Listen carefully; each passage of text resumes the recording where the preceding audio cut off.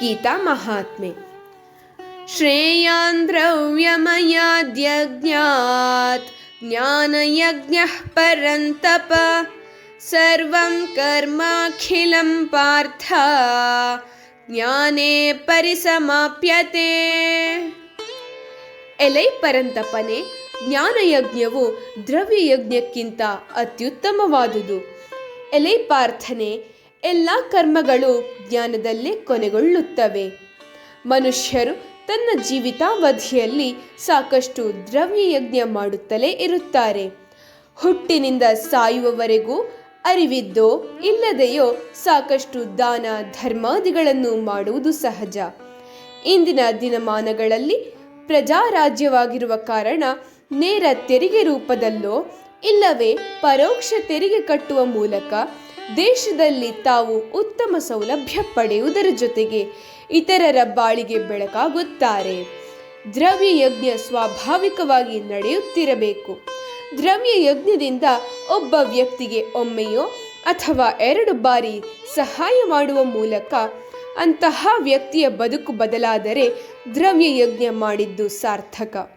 ಮನುಷ್ಯ ಮಾಡುವ ದ್ರವ್ಯಯಜ್ಞದಿಂದ ಇತರರು ಸೋಮಾರಿಯಾಗಬಾರದು ಅಥವಾ ಆತ ಸದಾ ಬೇಡಿ ತಿನ್ನುವಂತಾಗಬಾರದು. ಅದರ ಬದಲು ಆ ವ್ಯಕ್ತಿ ಸ್ವಾವಲಂಬಿಯಾಗಿ ಬದುಕಲು ಸಹಾಯವಾದರೆ ದ್ರವ್ಯಯಜ್ಞ ಶ್ರೇಷ್ಠ ಎನ್ನಬಹುದು. ಮನುಷ್ಯ ಈ ಪ್ರಪಂಚದಲ್ಲಿ ಬದುಕಲು ಸಾಮರ್ಥ್ಯ ಪಡೆದೇ ಹುಟ್ಟುತ್ತಾನೆ. ಕುಂಟರು, ಕುರುಡರು, ದಿವ್ಯಾಂಗರು ಸಹ ಇಂದು ತಾವೇ ದುಡಿದು ಬದುಕುತ್ತಿರುವುದು ಕಾಣುತ್ತದೆ. ಈ ರೀತಿಯ ತೊಂದರೆ ಇರುವಂಥವರಿಗೆ ಅಥವಾ ಕೆಲಸವಿಲ್ಲದೆ ಇರುವವರಿಗೆ ಕೆಲಸ ಮಾಡಲು ಅವಕಾಶ ಕಲ್ಪಿಸಿಕೊಡುವುದರ ಜೊತೆಗೆ ಮಾಡಬೇಕಾಗಿರುವ ಕೆಲಸದ ಜ್ಞಾನ ಕೊಟ್ಟರೆ ಸಾಕು. ಅಂತಹವರನ್ನು ಸಮಾಜ ಸಲಹುವ ಬದಲು ಅವರೇ ಸಮಾಜಕ್ಕೆ ಸಂಪನ್ಮೂಲರಾಗುತ್ತಾರೆ. ನಿಸ್ವಾರ್ಥವಾಗಿ ಬದುಕುವ ಜ್ಞಾನ ಕೊಟ್ಟರೆ ಈ ಪ್ರಪಂಚ ಈಗಿರುವ ಜನಸಂಖ್ಯೆ ಇರಲಿ ಅದೆಷ್ಟು ಹೆಚ್ಚಾದರೂ ತನ್ನುದರಲ್ಲಿ ಇಟ್ಟುಕೊಂಡು ಸಲಹೀತು.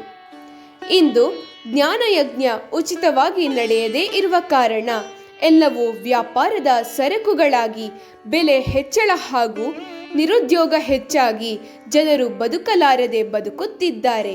ಪ್ರಪಂಚದಲ್ಲಿ ಜ್ಞಾನ ಒಂದನ್ನು ಉಚಿತವಾಗಿ ಕೊಟ್ಟರೆ ಸಾಕು, ಮತ್ತೆಲ್ಲ ಉಚಿತ ಅಥವಾ ಯಥೋಚಿತ ಬೆಲೆಗೆ ಸಿಗುವಂತಾಗಿ ಜನರ ಬವಣೆ ತಪ್ಪಿ ಬದುಕು ಹಸನಾಗುತ್ತದೆ. ಈ ಕಾರಣದಿಂದ ದ್ರವ್ಯಯಜ್ಞಕ್ಕಿಂತ ಜ್ಞಾನಯಜ್ಞ ಶ್ರೇಷ್ಠ ಎನ್ನುವುದು. ಹರಿ ಓಂ.